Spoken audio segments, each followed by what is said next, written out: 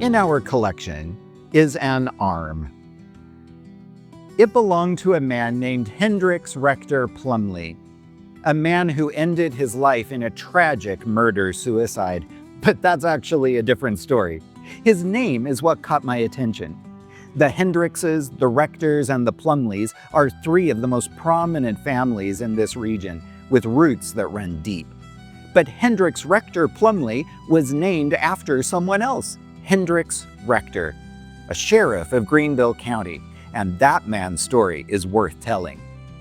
Hendrix Rector was born in 1882 in the Dark Corner, a rugged, lawless stretch of the South Carolina mountains. At 14, his father died, leaving him to fend for himself. He worked tirelessly to pay his way through North Greenville Academy. Even as a young man, he commanded respect. By 21, he was elected magistrate of Glassy Mountain Township. But Hendrix wasn't content to stay in the hills. He moved to Greenville, where he became a police officer.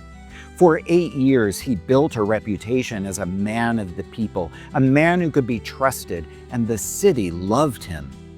In 1914, he ran for sheriff of Greenville County. Now, the Gilreath family had held the sheriff's seat for something like 40 years. The election was brutal, the most bitterly contested in the county's history. But Hendrix Rector won. He never forgot where he came from. He spoke with the same mountain drawl, the same rough-edged charm. He said, "Ain't no use of me trying to change my way of thinking and talking and doing." He told a newspaper, "I'm just what I am. If I don't suit a lot of folks, I do sorter suit a lot of others. And the best man what ever lived couldn't please all of them." But not everyone was charmed. Another man from the Dark Corner, Jake Gosnell, had also left the mountains. He was rough, quick-tempered, and no stranger to violence. But he wanted to make something of himself. He became a deputy under Hendrix Rector. The two men clashed. Hendrix was outspoken about politics and Jake disagreed. Their rivalry grew personal. Jake left the sheriff's office and became a revenue officer at Spartanburg. His knowledge of Dark Corner's moonshine trade made him dangerous back home. But in the summer of 1918, their feud exploded.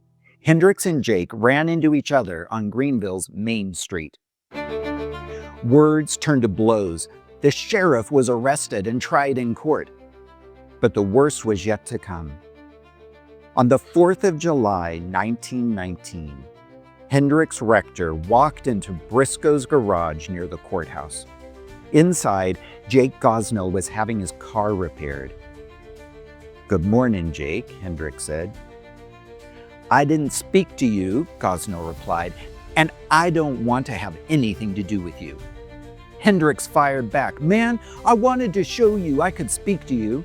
You dirty son of a gun, I don't care whether you speak to me or not." And he kept walking. Jake Gosnell pulled a .32 revolver and shot Hendrix Rector 4 times in the head, shoulder, side, and throat. The sheriff slumped dead. The community was devastated. A huge crowd gathered. Hendrix was beloved. City leaders feared mob violence. Officials smuggled Jake out of town, claiming they were taking him to the state penitentiary in Columbia. Instead, they hid him in the Spartanburg jail. 10,000 people attended Hendrix's funeral. At Jake's trial, the case took a shocking turn. A.D. Plumley, now the magistrate of the Dark Corner, testified that Jake had long claimed Hendrix was corrupt, that he tipped off moonshiners before raids. The jury couldn't reach a verdict, and after 3 mistrials, Jake Gosnell walked free. Now, was Hendrix Rector really helping moonshiners? We may never know. But his past was tangled with the trade. As a teenager, he had made moonshine himself. He once told a reporter, "The revenuers busted me up time and again. Mighty nigh everybody was making liquor. One of my neighbors turned me up once. He was a big churchman, and he made liquor too, his still not being so far off from mine. The officers come and busted me up. I knowed this fellow what told on me, and I knowed where his still was. So the next night I went to his place, and taking an axe, I busted his outfit all to pieces. Then I told him I busted him up, and I told him I was quitting the liquor business for good, and I did. He was mighty mad about it, and we didn't love each other anymore for several years, but finally we got all right, and I think he voted for me for sheriff. All the upstate newspapers wrote about Rector. Let me end with one. The Yorkville Inquirer wrote this eulogy. It said, Hendrix Rector was a noted character and one of the strongest political powers and most interesting personalities who ever held sway in any county of the state. Hot-headed and impetuous, absolutely fearless, kindly toward his friends, and a good hater toward his enemies. There was not a man, woman, or child in the county who did not know him. No man had more friends and admirers. They believed in him. He dreamed of going to Congress. If an uncouth roughneck mountaineer like me ever got to Congress, he said, that would be going some.